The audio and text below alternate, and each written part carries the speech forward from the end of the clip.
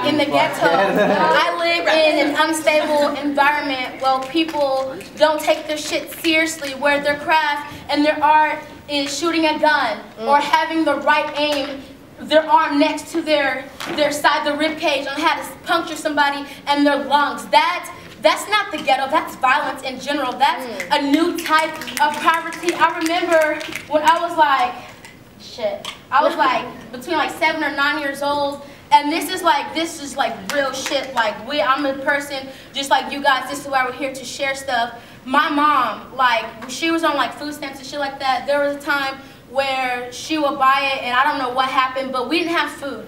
And like months and days and weeks at a time, like we were hungry, and like I would go to school and like, you know, just I would eat because I had to. And I was like, well, Mom, why won't you ask for help?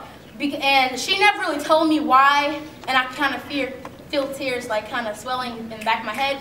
But it was because I'm sorry. It's all right, you got this. We're here to support you. My mother didn't want to lose her pride. To go to my aunt, her sister, to ask for money or food. And it's really weird because after we moved from, my grandfather was always right in the middle, so there was the blue house, he was there. And then we moved like literally a couple blocks over. She let me walk around to his house sometimes, he was always right there. Mom, why can't we go to Poppy and Elizabeth get some food? She never told me why, but it was because as a mother, and I don't know from experience, because I'm still a kid, you know, I don't have kids, but I can only imagine as a mother not being able to explain to your child why you're struggling, why you don't have food. There was a time where our lights was off. We had gotten into a really bad car accident, and I had a spinal tap done, and we had to use flashlights to get to the bathroom because I could barely walk because my mother was scared to ask for money for her almost $500 electric bill that we didn't know because our basement was flooded. This is not like the fucking Hunger Games or Divergent. We are all divergent if that's the case. It's just on how we choose to use our talents. We can all be kind and intelligent. We can all learn how to plant a fucking tomato in the damn ground because it's that fucking simple. What's the factionless? Maybe they're factionless or homeless or they live in the ghetto because they have no other choice. Maybe they came from their faction, but they didn't learn that skill because through generations they lost it. There was a time where my mother sat down with me and she told me, she was like, baby girl, no matter what, don't give up, no matter what. Don't give up yourself, don't give up your religion, don't give up what you believe in, and most importantly, don't lose your life respect. Because when you lose respect for yourself, you lose respect for other people, and then that's where the selfishness comes in, as she always told me, and my aunt too.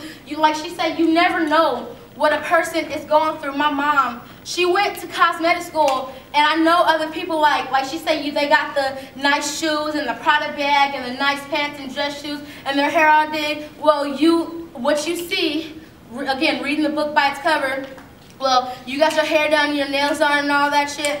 Little do you know, they didn't pay for that. They went to school to do that, or their cousin knows how to do hair, or they got that on sale when they did have money 15 years ago because they have no other choice, and now they're sitting here for this job interview that could save their life. And people are so if we just take the time to share compassion with each other and empathize and sympathize, our lives would be so much easier.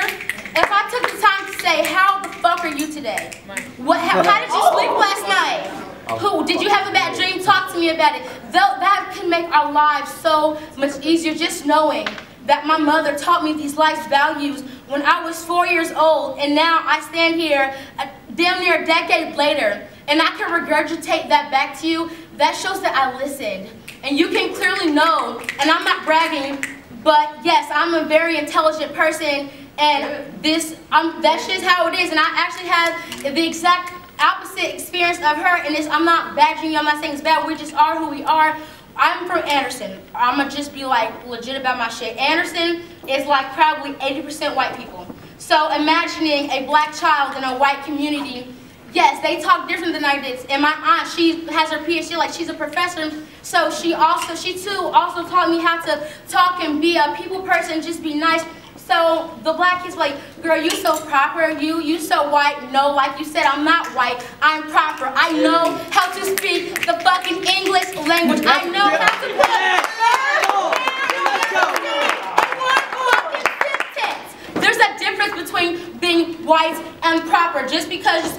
ain't got no, I don't have any. Motherfucker, you motherfucker this. No, I would appreciate that it's the simple life values of just learning, experience, and sharing. That's it. It's that simple.